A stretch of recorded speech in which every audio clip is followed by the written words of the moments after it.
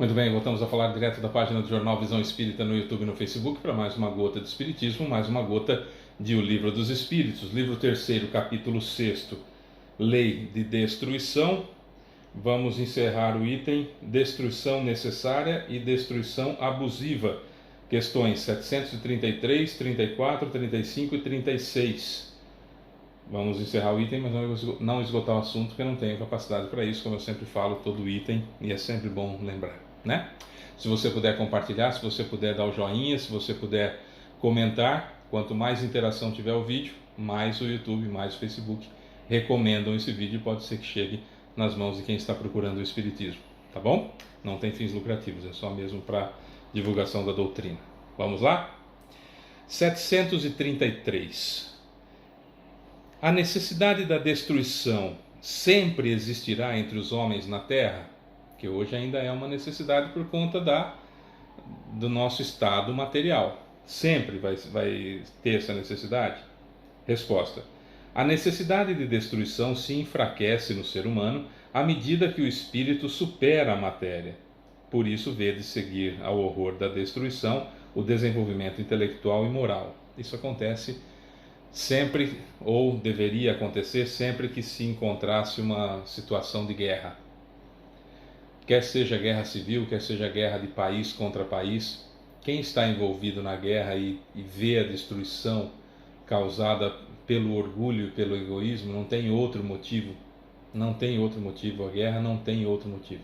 É orgulho e egoísmo. Pode procurar qualquer motivo que chegue, vai chafurdando, chega lá no orgulho, vai chafurdando, chega lá no egoísmo. Sempre. Sempre, sempre, sempre é esse. São esses os motivos. Quer dizer, quanto mais evoluídos nós estivermos, menos probabilidade de guerra. E aí, se já estamos evoluídos, não há necessidade da guerra para que evoluamos. Porque quando não vai, a guerra acaba eclodindo. Não vai no sentido de o homem não evolui, o ser humano não evolui, vai pelo empurrão, né? Não tem jeito, precisamos evoluir. De um jeito ou de outro precisamos evoluir. 734. Em seu estado atual, o ser humano tem um direito ilimitado de destruição sobre os animais? Que a gente já falou sobre alimentação animal, né? Então, é aquele tipo de situação. Eu não como carne porque não me faz bem, eu não me sinto bem comendo carne e esse é o motivo de eu não comer carne. Beleza. Eu não como carne porque eu me tornei espírita, então agora sou vegano, sou vegetariano. Isso está errado. Isso é bobagem. Isso é exterior. A preocupação primária é com o que sai da boca, depois com o que entra na boca. Certo? Então, depois que nós resolvermos o problema do que sai da boca, a gente vai se atentar ao problema do que entra na boca. Dá para trabalhar concomitantemente? Dá. Mas sem exigir que os outros façam a mesma coisa que a gente, sem nos sentirmos superiores por isso e sem acharmos que não estamos fazendo mal aos animais, enquanto os outros que comem carne animal estão fazendo mal aos animais. Dá para, já falei nos outros vídeos, dá para termos um monte de atitudes diferentes que seriam muito mais úteis do que simplesmente isso. Agora, a resposta aqui é extraordinária para nós pensarmos. Então vamos lá. A necessidade da destruição. Em seu estado atual, o homem tem um direito ilimitado de destruição sobre os animais? Resposta: esse direito é regulado pela necessidade de garantir sua alimentação e segurança. O abuso nunca foi um direito. 735. O que pensar da destruição que ultrapassa os limites das necessidades e da segurança? Da caça, por exemplo, quando só tem por objetivo o prazer de destruir sem utilidade? Resposta: predominância da bestialidade sobre a natureza espiritual. Toda destruição que ultrapassa os limites da necessidade é uma violação da lei de Deus. Os animais só destroem por necessidade, mas o homem, que tem o livre-arbítrio, destrói sem necessidade. Ele deverá prestar contas do abuso da liberdade que lhe foi concedida, pois nesse caso cedeu aos seus maus instintos. Não só a caça é reprovável, Não só a caça é reprovável, salvo os casos, por exemplo, de uma infestação, não seria bem infestação o nome, mas uma reprodução desenfreada de jacarés, por exemplo, numa certa área que está prejudicando muito, então liberar a caça no sentido de regular população desse bicho que está causando males fora do normais.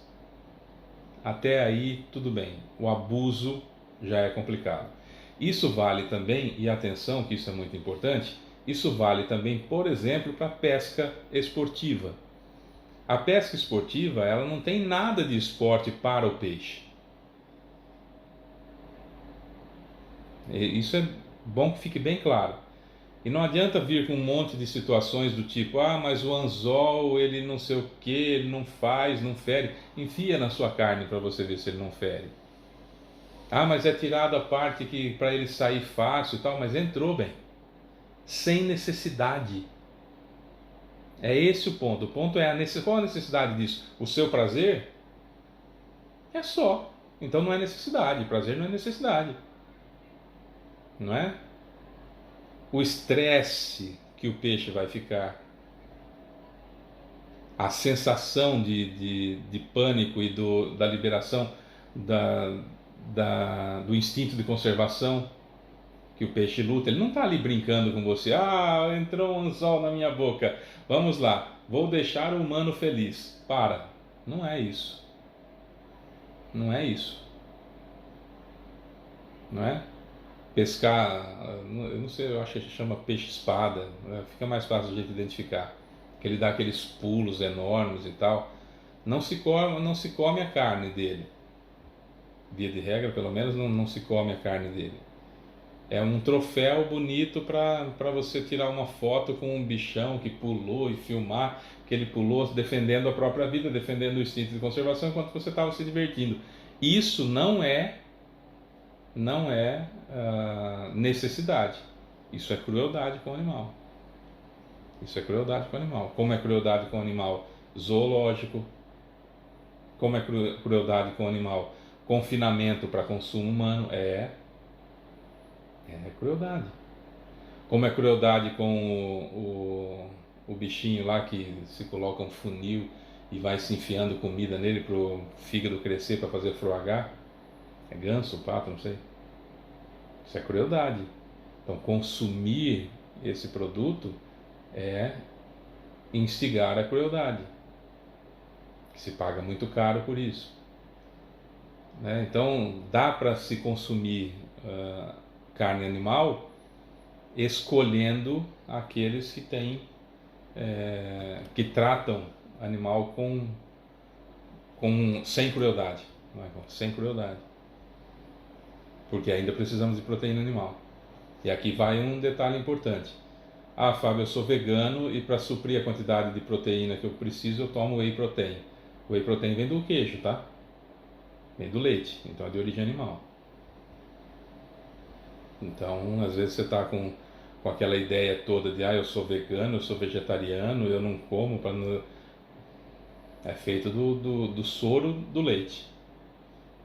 Na realidade, do soro do queijo. Whey protein, por exemplo, tá? A maioria deles são de origem animal. Tem que ver aqueles que são específicos, que são muito caros, aqueles que são de proteína vegetal. Acho que tem 4 ou 5 marcas aí de proteína vegetal, o resto é tudo proteína animal. Então você está se enganando, né? É aquele tipo de tolice que a gente falava. Né? Eu não quero, é uma convicção minha, eu não quero, beleza, faça direitinho e não ache que os outros são inferiores a você porque você é vegano ou vegetariano, né? Porque o que importa, o que vai fazer a diferença, repito, é o que sai da boca e não o que entra na boca. No atual estágio, carne supre carne, carne alimenta carne, isso aqui é carne, tá? E todo abuso com os animais será cobrado. Inclusive o abuso de amor. Amor não seria a palavra, mas enfim, O abuso de amor, tratar animal como gente, substituir o afeto que se daria por pessoa, para a pessoa, pelo animal.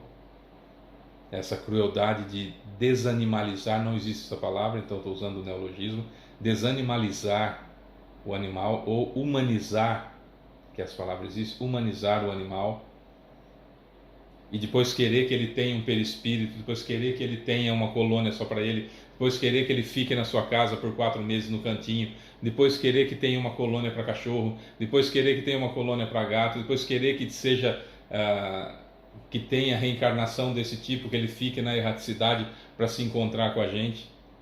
Aí já tudo é um abuso, e aí não é legal. A destruição da natureza animal, do animal, também é crueldade, também será cobrado, percebe? Sempre no Espiritismo nunca paremos na primeira explicação, porque o estudo superficial da doutrina espírita nos torna ridículos, em primeiro ponto, e segundo, com a arrogância do conhecimento, que a gente sabe de tudo e começa então a criar comparações, analogias como se fosse correto. Vou dar um exemplo. Você está ensinando a criança a falar, e aí a criança está falando, começa a falar, você acha bonitinho, e aí você pergunta para ela: você conseguiu subir no sofá? E ela fala: eu subi. O verbo está certo, né? No passado do verbo subir é eu subi, né? Aí você continua conversando com a criança e ela vai, aí entra a analogia aqui, ela vai fazer a comparação, ela vai raciocinar e vai, por proximidade, ela vai fazer isso aqui. Você fala: ai meu amor, você fez isso? Foi você que fez isso? E a criança que falou, você subiu, ela falou subi, ela vai responder para você: eu fazia.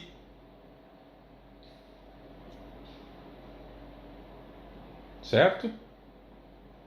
Por que ela fez isso? Porque ela simplesmente usou a mesma estrutura.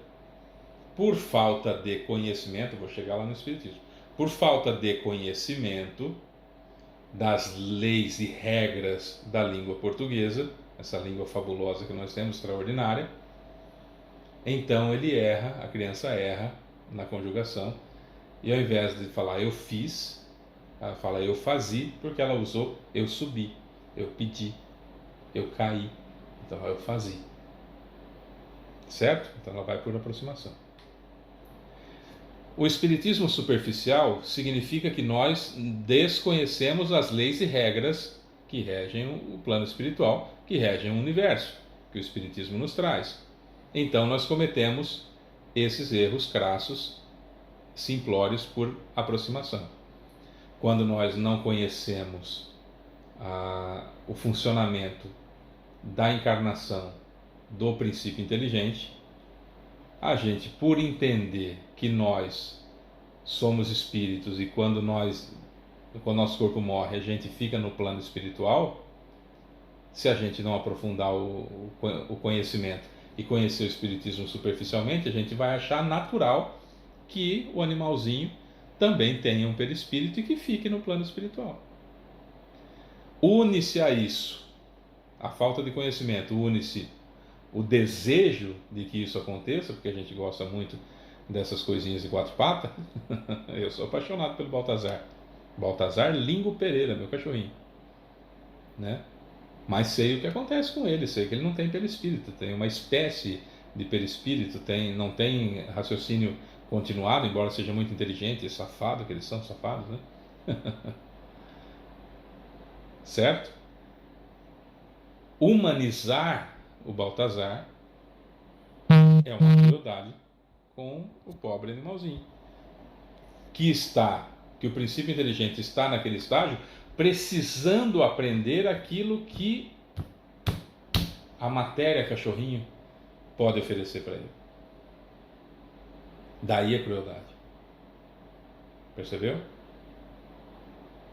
Percebeu? Estudar a doutrina espírita é fundamental para nós conjugarmos bem o verbo, nesse exemplo que eu estou dando, e não fazermos comparações daquilo que a gente acha que é. Criança, via de regra, vai falar para você: a porta estava abrida.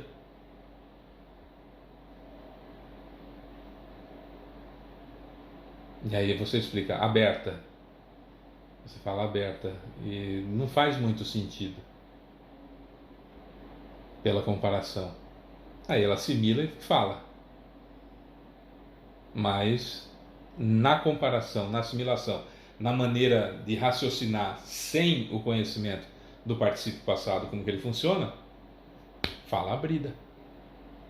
A porta estava abrida. Certo? Tem gente que fala: eu tinha chego até hoje e não chegado. As duas formas até que podem funcionar em algumas áreas do Brasil e tal, mas o correto é chegado. Eu tinha chegado, ele tinha chegado. Pode até falar chego, pode, mas não é usual. É aceitável e não que seja correto. Entendeu? Quanto mais conhecimento, menos se erra. Da mesma forma com relação aos animais, com relação ao perispírito deles e aquilo que a gente gostaria que fosse. 736. Os povos que têm um escrúpulo excessivo com relação à destruição de animais têm um mérito particular? A Índia, por exemplo, que a vaca é sagrada, tem um mérito em particular por causa disso? Resposta: é excesso de um sentimento por si só louvável, mas que se tornou abusivo e cujo mérito é neutralizado por muitos outros tipos de abusos. Esses povos têm mais temor supersticioso do que verdadeira bondade. Não preciso nem explicar isso, né? Esses povos têm mais temor supersticioso do que verdadeira bondade. E aí não faz o menor sentido, não faz a menor diferença esse tratar bem, endeusar os animais. Nem tanto ao céu, nem tanto à terra. Nem destruição necessária e nem que eles são deuses, anjos ou humanos. Equilíbrio. Esse é o ponto que a doutrina bem estudada nos traz. É isso, sou Fábio Pereira, essa é mais uma gota de Espiritismo, amanhã tem mais. Beijo pra você que fica, tchau.